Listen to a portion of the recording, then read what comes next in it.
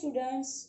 Today I am going to explain your first chapter of Social Studies, Rise of British Rule in India. Listen carefully. Since the ancient period, India has enjoyed an incomparable position in the whole world due to its economic, cultural and religious inheritance. तो प्राचीन काल से ही जो अपना India है, भारत, जो अपनी आर्थिक, सांस्कृतिक और आध्यात्मिक विरासत के कारण पूरे विश्व में उसका एक ऐसी पोजीशन थी, मतलब उसका एक ऐसा स्थान था, वो बहुत ही इनकम्पेरेबल, मतलब बहुत ही अच्छा था. Then, due to the economic prosperity and cultural inheritance, people from different nations of the world came to India. और इसी विरासत की वजह से इंडिया में अलग अलग जगह से अनेक देशों के लोग जो है वो क्या हुए, भारत में आए. There was a lot of demand for the Indian spices, muslin, silk, cloth, indigo, etc. in the European countries. India के जो प्रोडक्ट्स है जैसे कि स्पाइसेस मतलब जो गरम मसाले होते हैं, देन मुस्लिन जो ढाका का मुस्लिन है, मलमल का कपड़ा, देन सिल्क क्लॉथ, सिल्क का जो कपड़ा होता है, देन इंडिगो एक तरह की नील आती है जिससे कपड़ों में कलर किया जाता है. इन द यूरोपियन मतलब पूरे यूरोपियन कंट्रीज में जो इंडिया के जो कमोडिटीज है, जो प्रोडक्ट्स है, वो पूरे यूरोपियन कंट्रीज में उसकी डिमांड जो थी वो क्या थी, बहुत ज्यादा थी. Trade between India and Europe was carried out through the land route and sea route, and at the center of these routes was Istanbul. तो ये जो ट्रेड इंडिया और यूरोपियन कंट्रीज के साथ होता था, इनके बीच में जो होता था वो लैंड रूट से भी होता था और सी रूट से भी होता था. और इसका जो मेन सेंटर था वो था इस्तांबुल, कॉन्स्टेंटिनोपल भी उसको कहते हैं, तुर्क में जो था. Then after the conquest of Constantinople in 1453 AD by Turkish Muslim, तो 1453 में जो तुर्किश मुस्लिम है उन्होंने कॉन्स्टेंटिनोपल को जीत लिया, उस पर अपना कब्जा कर लिया. Then that was closed for the Europeans. तो जो वो मेन सेंटर था इम्पोर्ट एंड एक्सपोर्ट का यूरोपियन कंट्रीज के साथ इंडिया का, तो वो पूरी तरह से क्या हो गया, वहां पे तुर्किश मुस्लिम ने अपना कब्जा करने से वो जो सेंटर था वो क्लोज हो गया. Since they could not do without the spices, but European countries में जो इंडिया के स्पाइसेस की डिमांड थी उसके बिना वो नहीं रह सकते थे, उसके बिना मतलब नहीं चलता था. तो the European felt compelled to discover a new sea route, so an era of geographical discoveries begin. तो उसके बाद उन्होंने नया सी रूट, इंडिया का नया सी रूट खोजने की शुरुआत की. उनको जरूरत पड़ी कि अभी इंडिया से हम लोगों को न्यू सी रूट फाइंड करके हम लोगों को इंडिया तक सी रूट से ही पहुंचना पड़ेगा. और फिर इसकी हमारी जो ज्योग्राफिकल जो डिस्कवरीज है उसकी शुरुआत हुई. Then discovery of sea route to India. With the inspiration, encouragement and economic help from the Portuguese King Prince Henry, some brave people began effort to discover new sea route to India. पुर्तगाल के जो राजा थे Prince Henry, उनकी वजह से, उनके प्रोत्साहन देने की वजह से और इकोनॉमिकल उन्होंने जो हेल्प की उसकी वजह से कुछ ऐसे सेलर्स थे जिन्होंने इंडिया का सी रूट फाउंड करना स्टार्ट किया. Then many great men tried to discover sea route to India, namely Bartholomew Dias, who discovered the Cape of Good Hope.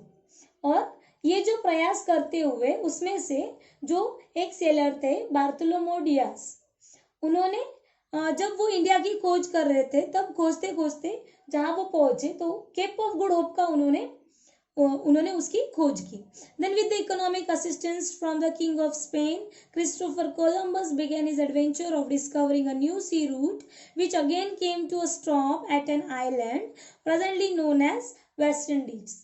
उसके अलावा क्रिस्टोफर कोलंबस जो थे, स्पेन के राजा थे, उन्होंने भी इकोनॉमिक हेल्प से नए सी रूट की शुरुआत की खोजने की. देन वो 1492 में अटलांटिक ओशियन में एक किनारे पर जाकर पहुंचे जहां आइलैंड था. वहां उन्होंने वेस्ट इंडीज की डिस्कवरी की। Then Columbus, who had believed throughout his life that he had discovered a new sea route to India, had actually discovered a new land. Since this clarification was made by Amerigo Vespucci, this new land began to known as America.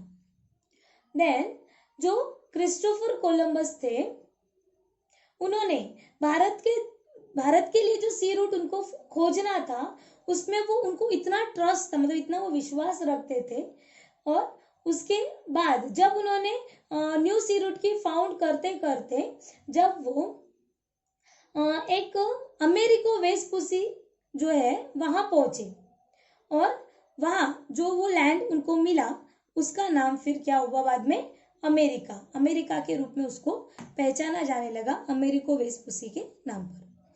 Then the Portuguese sailor Vasco da Gama discovered the new sea route to India in 1498. When he reached Calicut in the western coast of India, he was welcomed by the then King Zamorin and allowed to carry out business there. Thus, this is considered as an important event in the world, as this opened the doors for the other Europeans to come to India. उसके बाद पुर्तगाली जो थे Vasco da gamma, उन्होंने 1498 में India की, मतलब finally वो इंडिया के सी रूट से इंडिया के किनारे पर वो पहुंचे। और तो मतलब जितने भी डिस्कवरीज में जो सेलर ने स्टार्ट किया था इंडिया का रूट खोजना, तो उसमें वास्को द गामा थे वही सक्सेसफुल हुए। मतलब फर्स्ट जो इंडिया का सी रूट है, वो फर्स्ट जो पोर्तुगीज सेलर थे वास्को द गामा, उन्होंने इंडिया का सी रूट डिस्कवर किया।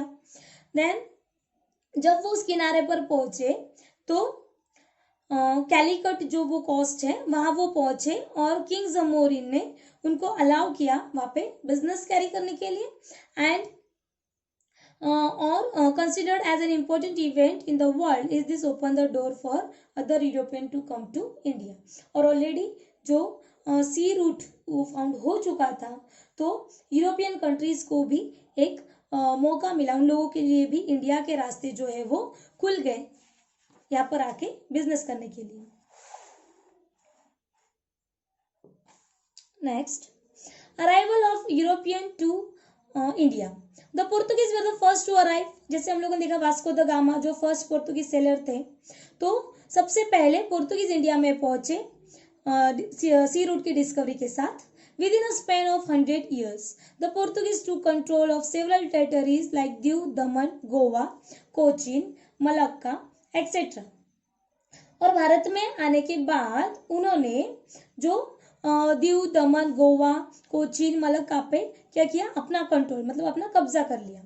Inspired by the Portuguese success in trade, the Dutch from Holland and the Danish from Denmark arrived in India for trade. और इसी से इंस्पायर होकर, इसी से प्रेरणा लेकर हॉलैंड से डच, देन डेनमार्क से जो डैनिश पीपल थे, वो लोग भी इंडिया में ट्रेड के लिए आए, बिजनेस करने के लिए आए।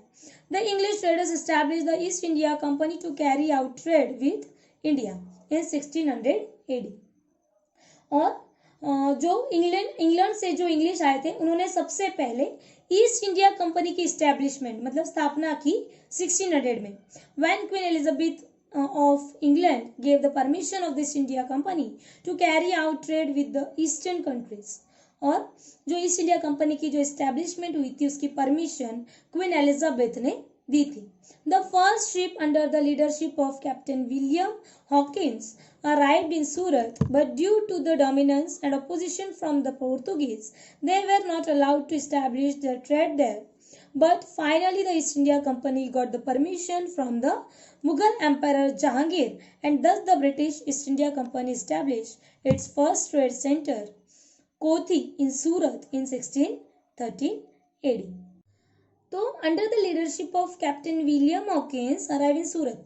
तो सूरत में जब वो शिप पहुंचा जिसमें कैप्टन विलियम हॉकिंस उनके लीडरशिप के अंडर जो आए थे, लेकिन वहां पे उन्होंने पोर्तुगीज जो ऑलरेडी इंडिया में अराइव हो चुके थे उनका ऑपोजिशन देखा, इसीलिए उनको उन्होंने पोर्तुगीज ने अलाउ नहीं किया कि वहां पे ट्रेड सेंटर बनाए, बट फाइनली जो ईस्ट इंडिया कंपनी थी उनको मुगल एम्पायर जहांगीर से परमिशन मिल चुकी थी ईस्ट इंडिया कंपनी स्टैब्लिश करने के लिए, ट्रेड के लिए। तो इसीलिए उन्होंने सबसे पहले अपना ट्रेड सेंटर बनाया कोथी इन सूरत 1613 में, and company establish trade centre in Surat, Bharuch and Ahmedabad. उसके अलावा उन्होंने सूरत, भरूच एंड अहमदाबाद में भी अपने ट्रेड सेंटर्स बनाए।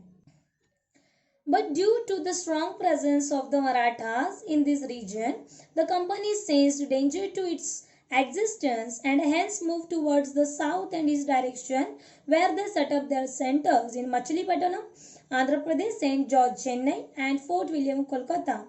Then Mumbai became their headquarters in 1687 AD.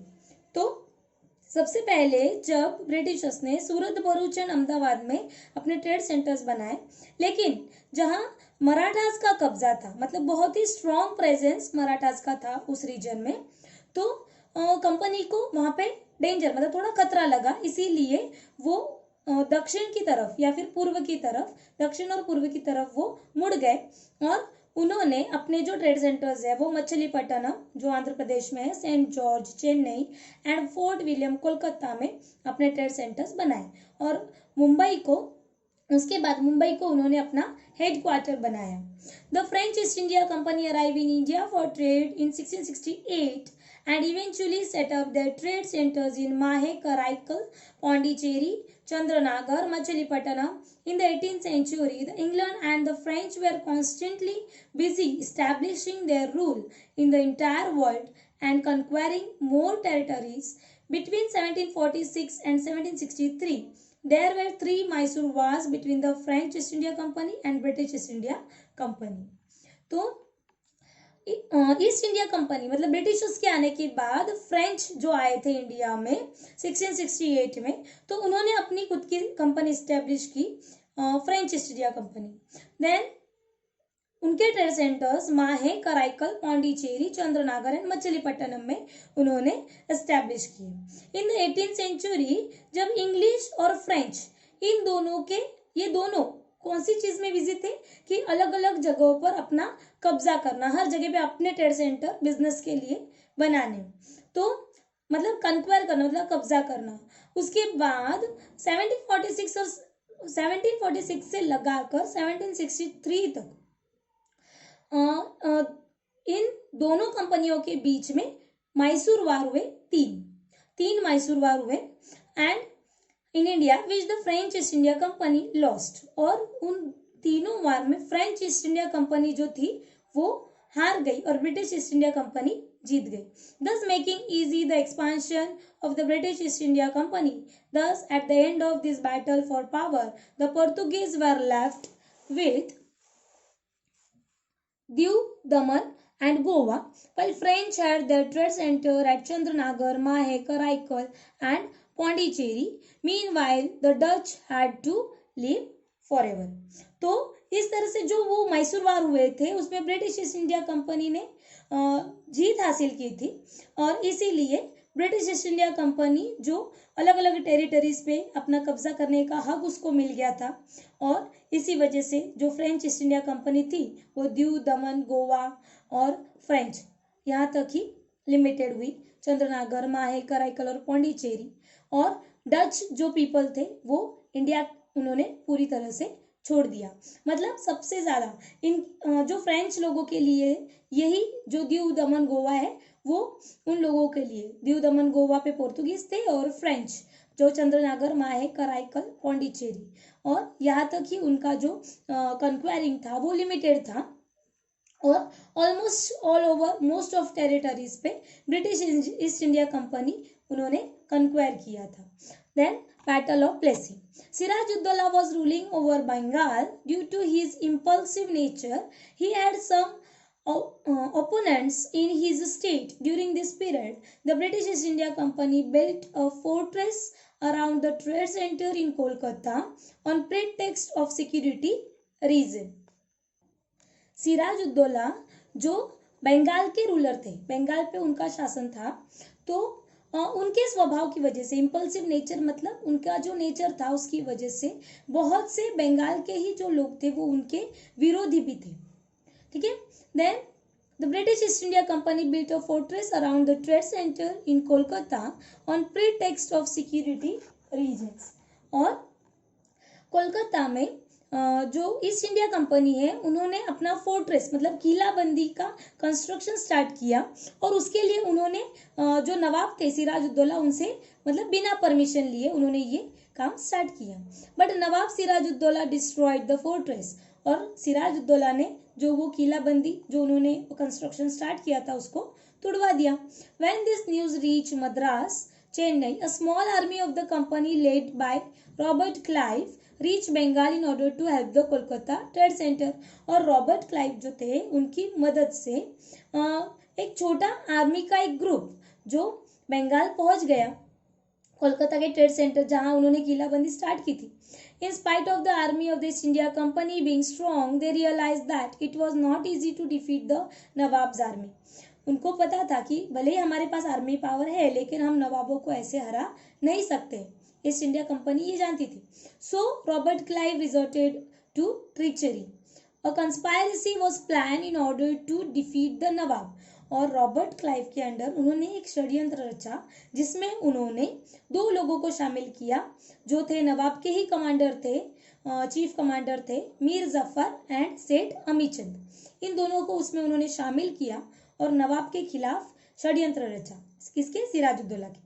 On the pretext that the Nawab is unnecessarily harassing the people, a war was declared at a group near a village named Plassey. तो प्लासी में सबसे पहले ये नवाब के जो nature का भी blame करते हुए उन्होंने ये जो वार है वो डिक्लेयर किया। प्लासी ये उस जगह का नाम है जहाँ पे ये युद्ध हुआ था। According to the plan, Mir Jafar lost the battle. Sirajuddaulah was defeated. Due to Robert Clive's treachery, the Battle of Plassey ended in just half a day.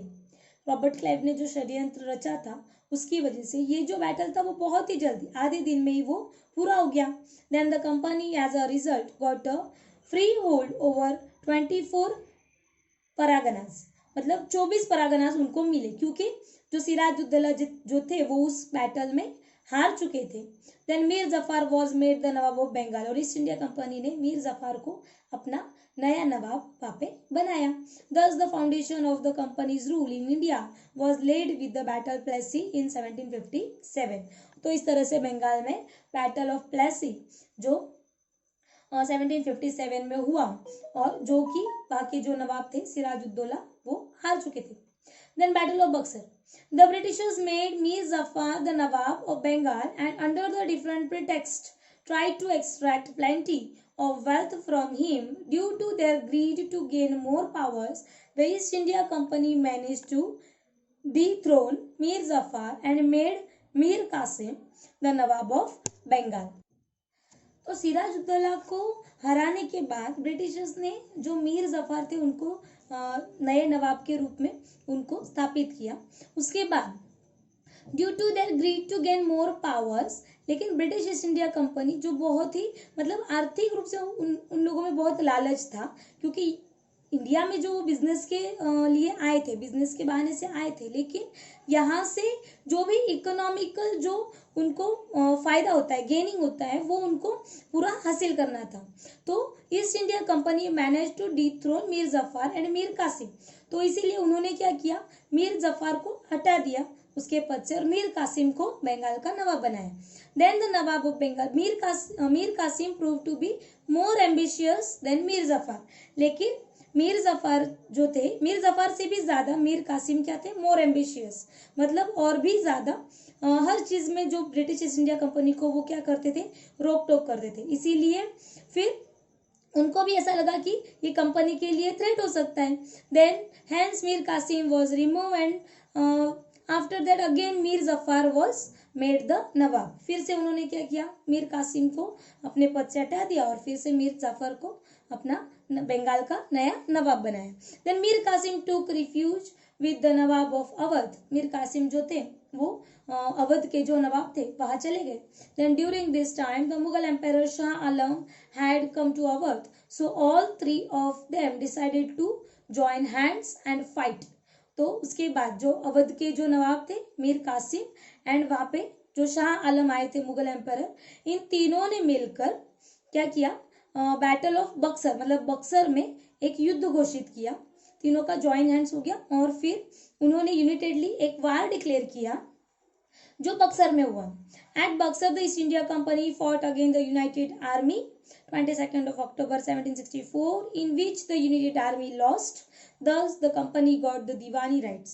और ये जो तीनों का मिलकर उन्होंने जो ब्रिटिश ईस्ट इंडिया कंपनी के खिलाफ जो वॉर डिक्लेयर किया था, तो वो जो वॉर था वो पूरी तरह से ईस्ट इंडिया कंपनी के फेवर में, मतलब ईस्ट इंडिया कंपनी वो वॉर जीत गई थी और सारे जो दीवानी राइट्स थे वो ईस्ट इंडिया कंपनी के अंडर आ गए और नवाबों का जो रूल था वो पूरी तरह से बंगाल से हट गया. और आज का जो बंगाल तब अब का जो बंगाल, बिहार एंड उड़ीसा तीनों जो प्रांत थे वो मिलाकर इतना ह्यूज था, तो वो पूरा ब्रिटिशर्स के अंडर मतलब ईस्ट इंडिया कंपनी के अंडर आ गया. ओके, इसका नेक्स्ट एक्सप्लेनेशन हम लोग सेकेंड पार्ट में देखेंगे. Thank you.